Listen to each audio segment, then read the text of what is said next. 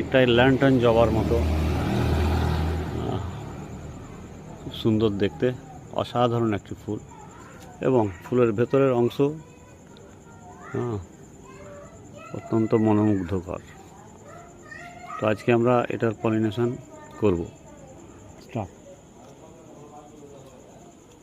তো পূর্বের একটি ফুলের পলিন কিছুটা ছিল, আর এটাও বেশ ভালো দেখে মনে হচ্ছে সেলফ পলিনেটেড একটি জাত। তবে এর আগেরটা রিস্ক নিইনি, ক্রস পলিনেশন করিয়েছিলাম, এবারও ক্রস পলিনেশনই করাবো।